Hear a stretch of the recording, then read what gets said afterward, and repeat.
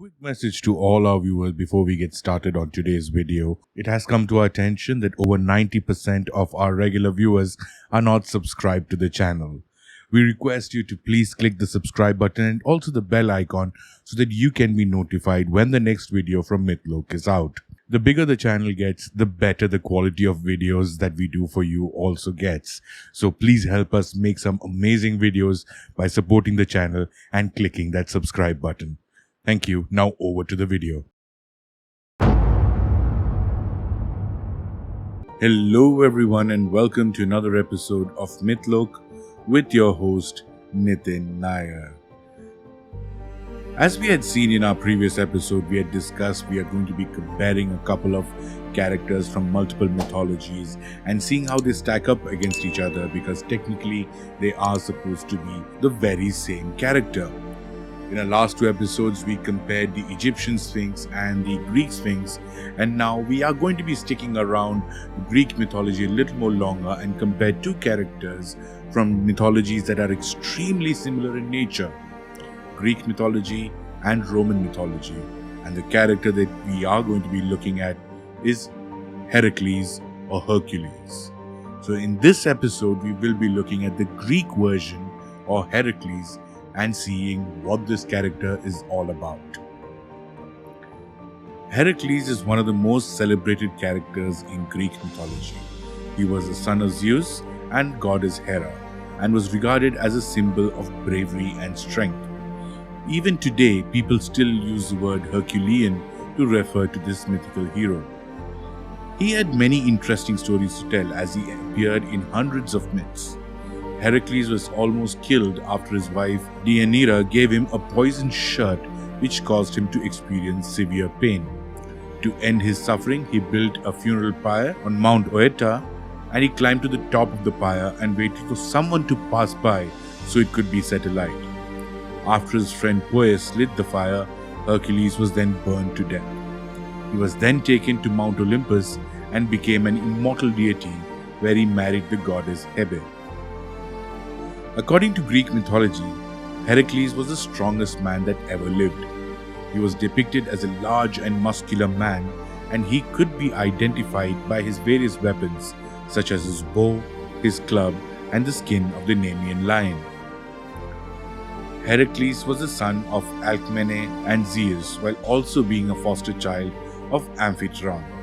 He was a half-brother and great-grandson of Perseus, as well as a half-brother of Dionysus. He was regarded as one of the greatest Greek heroes, and that he was an Olympian who fought against the Chthonic monster, and also the ancestor of royal clans who claimed to be Heraclidae. In Greek mythology, Heracles was a promiscuous person like his father Zeus, and took on numerous male and female lovers during his lifetime. His romantic heterosexual affairs almost always resulted in children being born, which has been estimated to be over 105, which includes 50 sons with the 50 daughters of Thespius. He was married 4 times. After they got married, he killed all of his children from his first wife Megara, who was the daughter of Creon, the king of Thebes. This was due to a fit of madness sent upon him by the goddess Hera. Because of this, he was forced to become Eurystheus' servant. His second wife, Omphale, was a Lydian queen, while his third wife, Deianira, was the daughter of a river god Achilles. His fourth wife, Hebe, was his last wife. The name Heracles was derived from the word Kleos, which means glory, and the name of the goddess Hera, who was his lifelong enemy. In various languages, Hercules' name is used as a male name, such as Hercule in French, Heracles in Greek, and Heraclei in Georgian.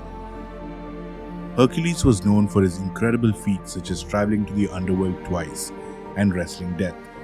Despite his accomplishments, his life was not easy, as Hera, the wife of Zeus, knew that he was her husband's illegitimate child and sought to destroy him. He was born with the name of Alcmene.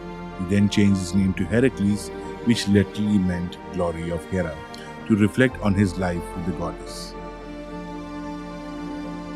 The Greek version of Heracles had numerous other tasks and heroic adventures, but he is still known for the 12 labors that he had to do as punishment for killing his children. 1. to kill the Nemean lion who was imperious to all weapons. 2. To kill the monster known as Hydra who had 9 venomous heads, and when one was cut off, 2 more would grow in his place.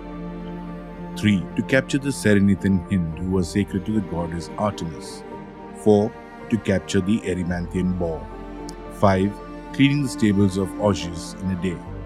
6. To drive away the Stymphalian birds. 7. To bring back the Cretan bull from Knossos. 8. To bring back the mares of Diomedes. 9. To bring back Hippolyte's girdle. 10. To bring back the cattle of Geryon, the king of Cadiz. 11. To bring back the golden apples of Hesperides. 12. To bring back Cerberus, the guard dog of the underworld. In various parts of Greece, Heracles was regarded as a god and a hero. Festivals celebrating his life and accomplishments were called Heraclea. These festivals were usually held in various regions such as the Peloponnese, the Attica, and the Thebes. In northern Greece, a festival celebrating Heracles was held in Ambracia. Another festival that was held in his honor was called the Lolaia, which was held in Thebes. Hercules was first introduced to a younger audience in Disney's 1997 film, which was directed by John Lee. In the 90s, actor Kevin Sorbo played the role of Hercules in television series as well as in various movie projects. In 2014, a film was remade by actor and former professional wrestler Dwayne Johnson. Heracles also features in Rick Riordan's young adult book series, Percy Jackson and the Olympians. Heracles is regarded as the mythological equivalent of a demigod or mortal hero, and his larger-than-life exploits are often the focus of his portrayal.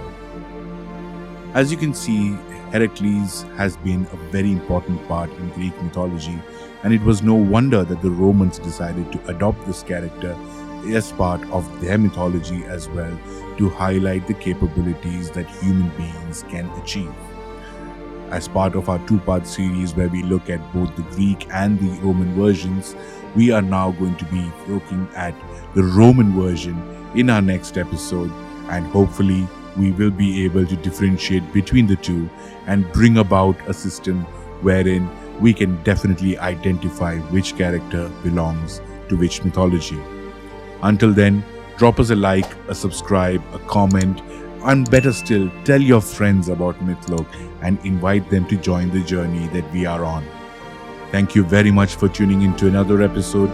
This is your host, Nitin Nair, signing out by reminding you once again that Mythloke is the home of mythology.